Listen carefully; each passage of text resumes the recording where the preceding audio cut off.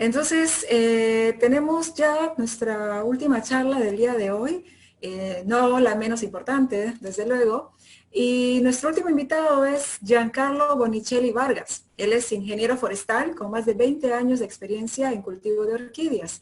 Actualmente se desempeña como gerente de Boniplant, vicepresidente de la Asociación Peruana de Orquídeas. En esta oportunidad, Giancarlo nos hablará sobre sus experiencias personales en el cultivo de vainilla. Bienvenido, Giancarlo. Muchas gracias, Nicole. ¿Me escuchan bien? Sí, te escuchamos fuerte y claro. Buenas noches con todos. Después de ver todas estas iniciativas que existen ya presentadas en el Perú, lo que yo voy a presentar es súper pequeño. Es un trabajo que vengo haciendo durante bastantes años y siempre es una iniciativa de tratar de sacar una producción adelante. Es muy complejo, como todos ya sabemos, por la falta de información y por el lugar donde se consiguen el material genético para empezar. Les voy a pasar mi presentación.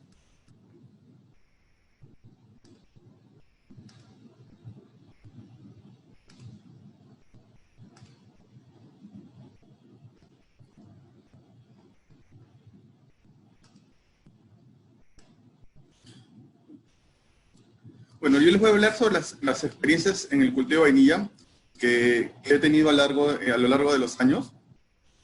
Esa foto de ahí es de una planta ya grande que fotografié en alguno de los viajes que hicimos, si mal no recuerdo, es en Miami, donde el clima es muy parecido al que tenemos en la selva y se desarrollan pero muy bien las plantas. Yo empiezo cultivando orquídeas en el 1999 y compro mi primera vainilla en ese mismo año, en el mercado de Hacho. La tuve en Lima durante unos meses y luego se murió, como todos los emprendimientos anteriores. Después de eso, a través de unos amigos me mandaron semillas de vainilla planifolia de México y las logramos germinar en laboratorio. No tuvimos muchísimas plantas, fue un proceso complicado, pero fueron los primeros plantines que tuvimos. Después de esto, han pasado varios años y me contrataron, hice mi tesis en Munichis, en Yurimaguas, construyendo un parque ecológico. En este parque ecológico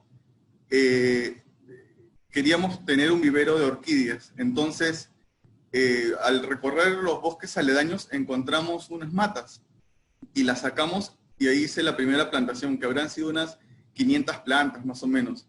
Ahí aprendí que cuando cortas la vainilla y te cae la savia en los brazos, se te irritan y tienes problemas. O sea, poco a poco fuimos aprendiendo y fui conociendo más sobre cómo se manipula, ¿no? Porque muchas personas que empezamos no tenemos cuidado con eso y de verdad es tedioso. Después la irritación que tienes en los brazos es bastante complicada. En el 2014, como empresa, tuvimos el primer emprendimiento en vainilla en San Ramón, llevando plantas de in vitro que tendrían unos año y medio más o menos, unos 20 centímetros, y las pusimos como tutores en cedro, si no me equivoco. Las plantas empezaron a crecer bien, pero después ya tuvimos modificaciones en el vivero y esas plantas se perdieron. Y ahora en el 2019 hemos tenido el segundo emprendimiento en hacer las cosas ya un poco más tecnificadas para ver si es que logramos ahora sí desarrollar una plantación comercial, pero con parámetros nuestros. O sea, hemos leído bastante información, pero lo que estamos tratando de hacer es desarrollar el cultivo para nuestra zona, para nuestro medio. Ahora les voy a contar un poquito más. Estas son algunas fotos de las de Yurimaguas, que después la identificaron, más atrás está el nombre. Ahí están las flores. Es una vainilla de hojas delgadas, que es vainilla Hosmani, o podría ser vainilla Hosmani, no la tengo identificada al 100%. Estas imágenes me las ha mandado un amigo de allá, que es Roberto Albán, que él sigue en Yurimaguas, en Munichis, y justo está teniendo otro emprendimiento de poder empezar con esta vainilla a tratar de propagarla y cultivarla, ¿no? La mayor experiencia que tenemos nosotros en cultivo es de Phalaenopsis, o sea, todo nuestro mercado y todo nuestro desarrollo empresarial está enfocado en Phalaenopsis. Un poco de Dendrobium, un poco de Epidendrum, y basado en este conocimiento que tenemos en cuanto a manejos de invernadero, a manejos de riegos, a manejos de sustratos, es que intentamos hacer una plantación de vainilla que sea, por decirlo así, ultra tecnificada, ¿no? Donde manejemos todos los parámetros que podamos y ver qué rendimientos obtenemos.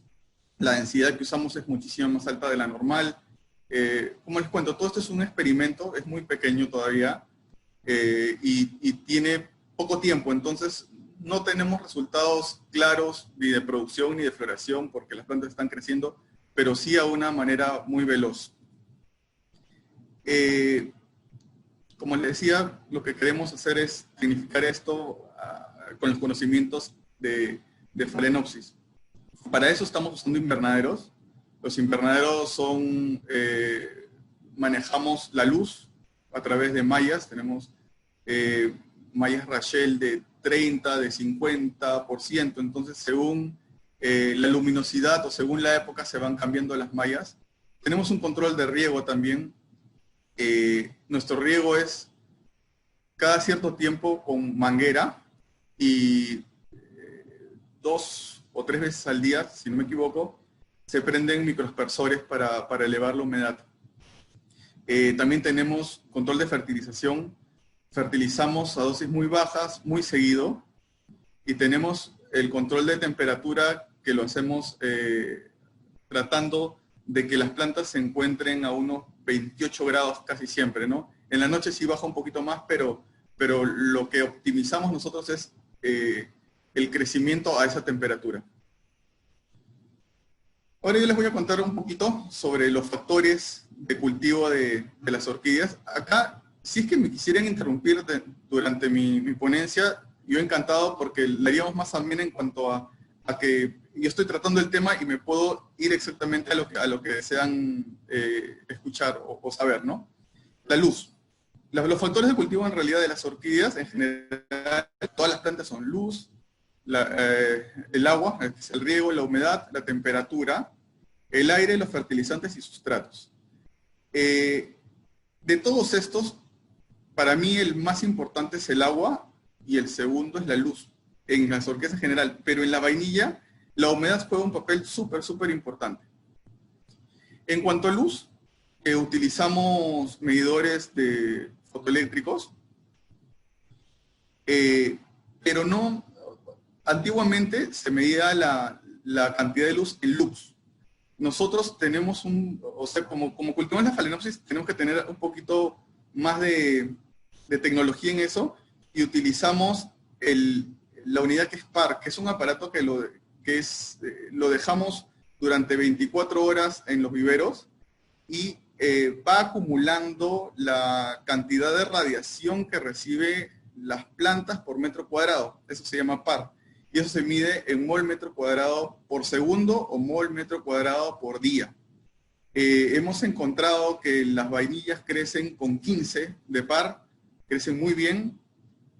Lo que pasa es que, a ver, cuando cultivamos nosotros no tenemos dominio total de la luz. Hay momentos en que se nubla el cielo, hay momentos en que hay mayor radiación. Pero lo que nosotros tenemos que tener en cuenta es que el acumulado de la planta durante el día sea 15, en este caso, ¿no? Por eso es que utilizamos este aparato registrador. Y en base a eso vamos midiendo y vamos viendo que las estaciones van cambiando, entonces se van cambiando las mallas y vamos teniendo otra cantidad de luz para tratar de simular la luz que hemos visto, que es la ideal para nuestra plantación. Ahora, nosotros estamos cultivando vainilla planifolia, procedente, tenemos 6 o 7 procedencias, tenemos algunas de México, y otras de distintas partes, de distintos cultivadores que nos han ido vendiendo, que hemos ido teniendo plantines, ¿no? El riego es otra parte súper importante y el riego depende del tipo de sustrato. Si utilizamos sustratos más drenados, vamos a tener que regar con más frecuencia. Si usamos sustratos más compactos como el musgo blanco, vamos a tener que regar con menos frecuencia. También depende del tipo de espaldera que tengamos. Si tenemos una espaldera como un palo, el palo se va a secar. Si tenemos una espaldera, o sea, se va a secar un poco más lento en comparación a que si la tenemos sobre alambre y fierro, ¿no? Entonces, según donde tengamos el cultivo, es que vamos a sacar una frecuencia de riego. El tip para esto es que se rieguen cada vez que están secas.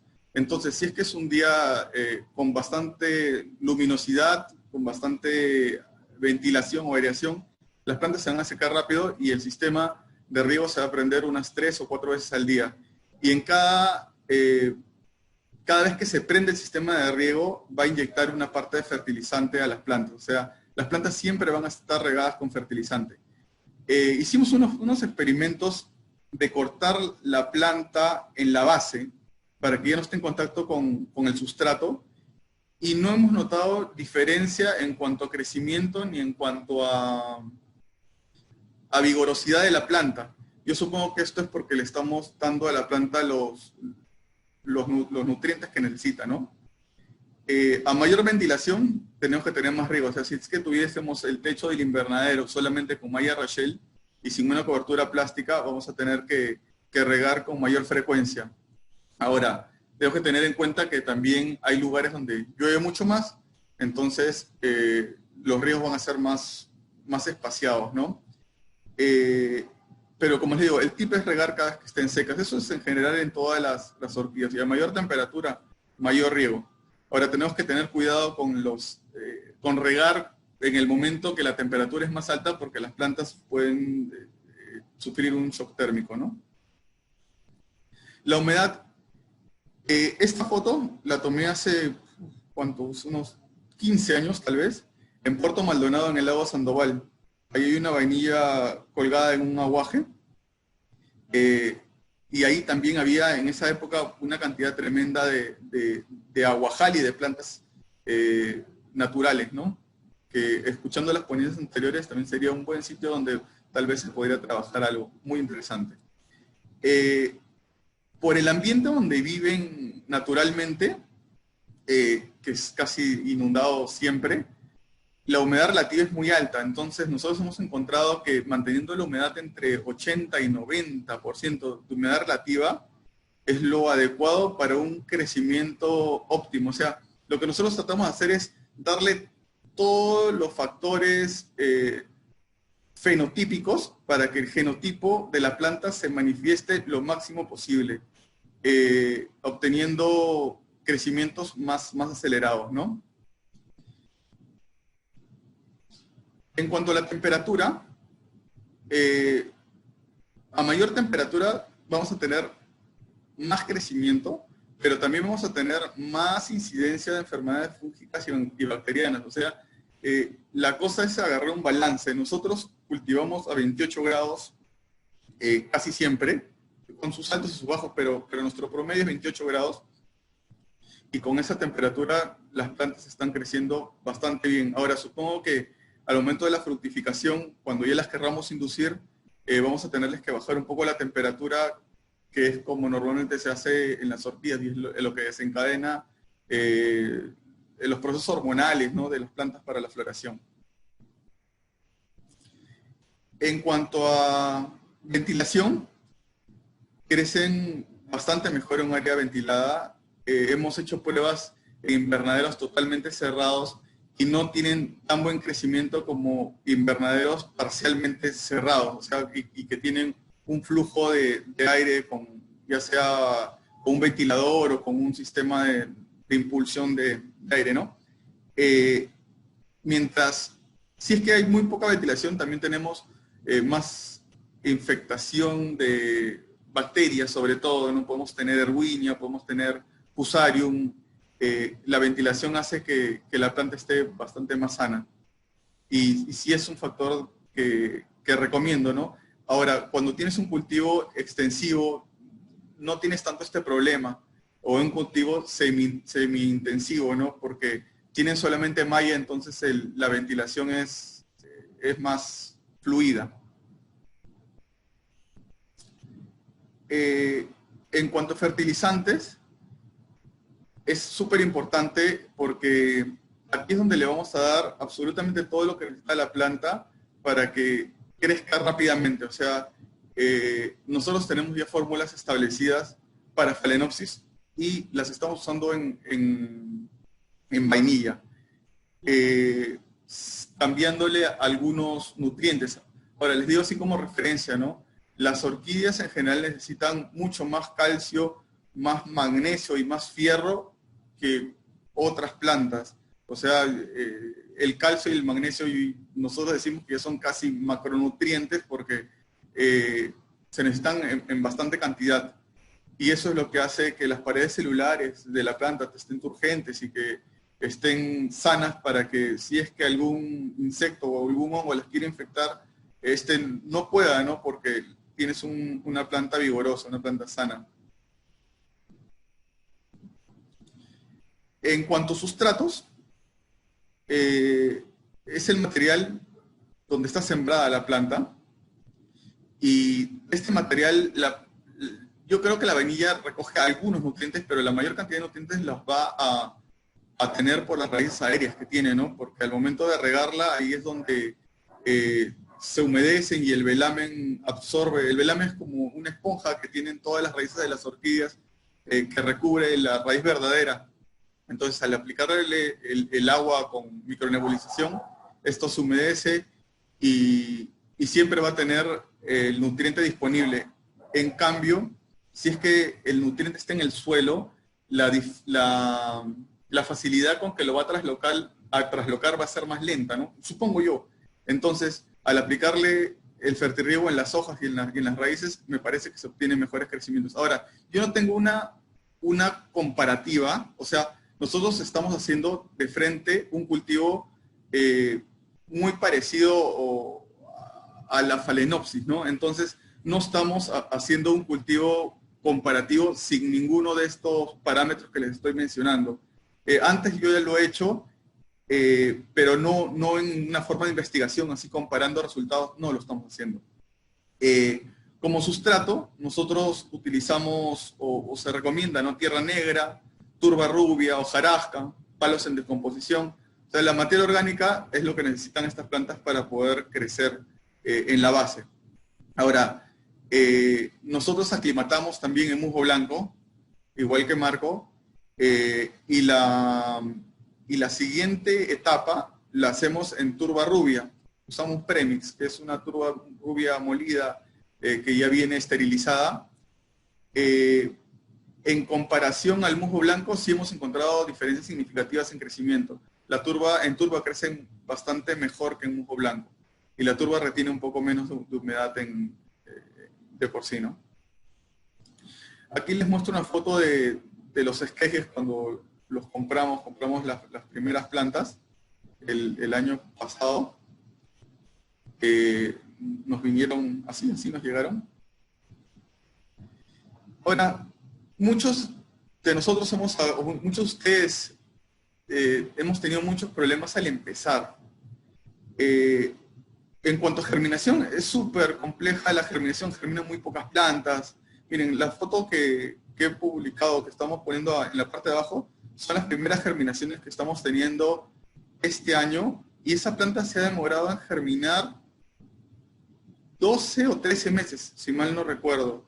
Y ya las íbamos a descartar y dije, no, déjenla ahí para ver qué pasa, a ver si es que logramos una germinación. Y al 13º mes germinó. Ahora, las semillas estas ya habían entrado en dormancia. Era una cápsula que tenía alrededor de 8 meses desde que fue polinizada. Entonces, según la literatura, mientras más cercana a la dehiscencia esté la cápsula, las semillas más dormancia tienen, ¿no? Eh, Ahora no sé por qué sea esto, ¿no? Porque si las semillas de las orquídeas lo que necesitan es germinar lo antes posible después de ser traslocadas por el aire, ¿no? Ahora, en el medio natural no sé cómo se comportará una vainilla en cuanto a propagación por semillas naturalmente. No, desconozco esa parte. Eh, Tuve mucha dificultad en conseguir material de cultivo, o sea, en cantidad puedes conseguir una planta, pero después para llegar a tener, no sé, unas 10.000 plantas para empezar una plantación comercial es súper complejo.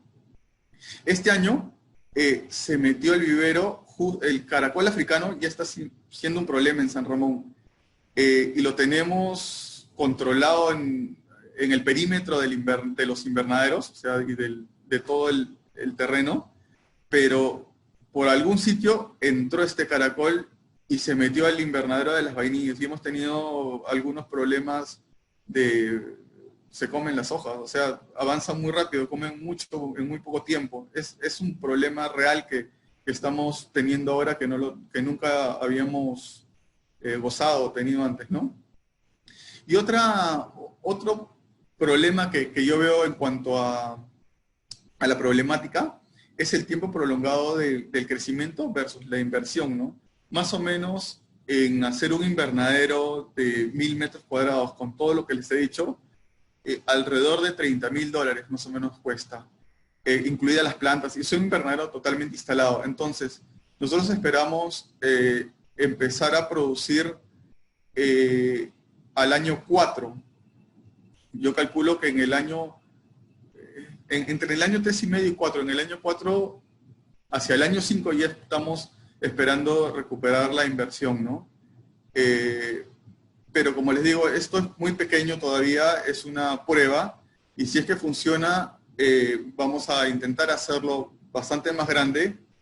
En este momento nos encontramos en la fase de propagación in vitro para tener muchísimas plantas y también en desarrollar nuevas variedades, que es lo que nos interesa. O sea, en un futuro lo que nosotros creemos es que eh, por hibridación van a salir plantas que genéticamente se adaptan mejor a nuestras condiciones. Y una vez que las tengamos identificadas, empezamos la clonación y vamos a tener variedades selectas mucho más productivas, ¿no? Ahora, en cuanto a lo que decía el expositor anterior de compartir información y de unirse, eso es muy importante porque una sola persona o un solo vivero, una sola ¿cómo sería? Unidad, es muy difícil que pueda competir con precios del extranjero. En cambio, si es que posteriormente, cuando ya esté esto un poquito más desarrollado, estemos más avanzados, ya estemos en la etapa de producción, nos unamos al momento de la venta, es mucho más factible que podamos salir directamente al extranjero y obtener mejores precios, ¿no? Eso de ahí es fundamental, porque nosotros como Uniplan no lo vamos a poder hacer y otras propuestas pequeñas o medianas va a ser complejo, ¿no? Por lo menos al principio. Yo sé que la plantación San Rocco, que es la única que conozco grande, ya exporta directamente y nada, nosotros tenemos que continuar con la investigación y tratar de hacer las cosas lo mejor posible. Ahora, en cuanto a lo que mencionaban de Serfor, sí es un problema, o sea, la legalidad de las plantaciones, porque hay demasiada informalidad en esto, ¿no? Y la recomendación que se dio es muy buena, que se empiece por un plantel genético reconocido, porque posteriormente la formalización es más compleja todavía y va a ser muy difícil vender estas plantas. Muchas gracias. Les dejo mi contacto. Estoy dispuesto a responder sus preguntas. Muchísimas gracias, Giancarlo. Definitivamente ha sido también muy enriquecedor todo lo que nos has comentado, tus experiencias personales. Me recordaste mucho, Madre de Dios, con tu foto de Lago Sandoval. Es un lugar muy hermoso. Y sí, hay vainillas, ¿no? Hay aguajales, hay vainillas, muy lindo. Giancarlo, sí, hay algunas preguntas para ti. Bueno, principalmente es ¿cuál es el sustrato que utilizas para tu cultivo en invernadero y qué porcentaje de humedad relativa es el límite previo que es para que se active el sistema de riego? Estuvimos entre todos sintiendo. Nosotros lo tenemos, en realidad el sistema de riego no se activa por la humedad relativa porque ya la tenemos más o menos estandarizada, pero no dejamos de que baje de 60, o sea, 60 es nuestro límite inferior. Siempre tiene que estar mayor a 60 y no mayor de 90, ¿no? Pero el rango óptimo es entre 80 y 90, eso es lo que hemos podido observar, ¿no? Correcto. ¿Qué nutrientes utilizas para el riego diario? Son fertilizantes, es un NPK, nitrógeno, fósforo, potasio, calcio, magnesio, fierro y otros micronutrientes como molibdeno. O sea, tenemos algunas fórmulas ya desarrolladas, como las del que dijo el profesor de hidroponía. Alfredo Rodríguez. Sí, Alfredo okay. Rodríguez Delfín, sí. Él ha sido mi profesor de nutrición. ¿Ustedes venden los esquejes de Vanilla planifolia? No, por el momento no, pero en un futuro, cuando ya tengamos suficiente cantidad, vamos a venderla in vitro. Correcto. Lucy comenta que ella es bachiller de biología y desea trabajar su tesis en investigación en propagación in vitro. Tiene algo de experiencia en prácticas en este tema, en propagación, y está buscando una oportunidad para ganar más experiencia. No sé si podrían... Excelente, que me escriba. Contigo, pueden comunicarse contigo, con cualquiera de las otras personas. Ahora, que participaron. el laboratorio y todo lo que estamos emprendiendo es en Lima, y la parte de campo está en San Ramón, en Junín. Claro. A ver, bueno, creo que, no sé si alguien más tiene alguna pregunta. Y bueno, han comentado esta posibilidad de crear una asociación de cultivadores de vainilla. Entonces, creo que sería es una excelente iniciativa para que ustedes puedan compartir no solamente información, tal vez hasta material vegetal o bueno, en fin, hacer muchas, la fuerza definitivamente hace que las cosas sean más fáciles, ¿no? Bueno, Giancarlo, creo que contigo hemos finalizado esta serie de charlas en este webinar. La verdad es que creo que ha sobrepasado las expectativas. Teníamos, bueno, no sabíamos cómo iba a resultar, pero creo que ha sido mucho mejor de lo que pensábamos. Y definitivamente esto ha sido gracias a la participación de nuestros expositores. Creo que si ustedes no estuvieran haciendo esto, no existiría este webinar. Para los que no pudieron escuchar las charlas anteriores, todas estas van a estar colgadas en la página, en nuestro canal de YouTube de Biología. En un momento les vamos a compartir el link. Asimismo, los que deseen conocer un poco más sobre aspectos taxonómicos, conocer qué especies hay en el Perú, cuáles se están describiendo o se están conociendo más a fondo, pueden ver también la charla de Alexander Damián, que no hace mucho nos compartió su experiencia en este tema. También está colgada en la página de YouTube. Y bueno, también de repente, si alguno de ustedes está interesado en el trabajo de Alexander, puede adquirir el libro que él ha escrito como fruto de los trabajos que vienen desarrollando en la Universidad Científica del Sur. Bueno, creo que eso sería todo. Muchísimas gracias a todos por estar presentes y por demostrar su interés en este tipo de charlas. Gracias a todos de nuevo y hasta otra oportunidad. Adiós, nos vemos. Adiós.